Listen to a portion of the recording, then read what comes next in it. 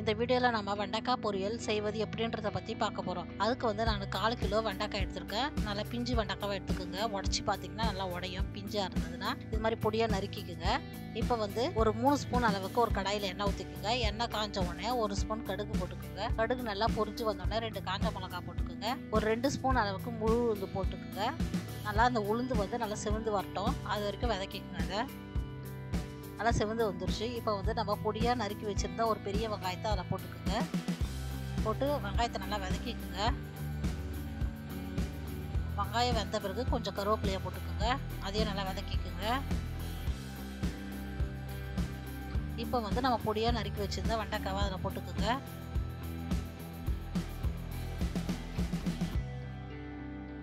அதை நல்லா வதக்கிக்குங்க. அந்த பிசுபிசுப்பு தன்மை வந்து போகிற வரைக்கும் வதக்கிக்குங்க. வெண்டைக்காயில் இருக்கிற பிசுபிசுப்பு தன்மை போகணும். அது வரைக்கும் அந்த எண்ணெயில் போட்டு வதக்கிக்குங்க. அது போன பிறகு 1 ஸ்பூன் மஞ்சள் பொடி போட்டுக்குங்க. 1 ஸ்பூன் மிளகாய் தூள் போட்டுக்குங்க.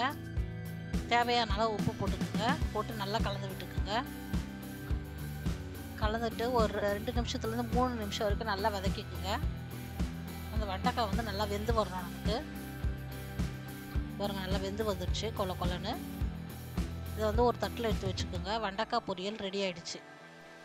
இந்த வீடியோ பிடிச்சிருந்தா லைக் பண்ணுங்கள், ஷேர் பண்ணுங்கள், சப்ஸ்கிரைப் பண்ணுங்கள். மறக்காமல் பெல் ஐக்கானை கிளிக் பண்ணுங்கள்.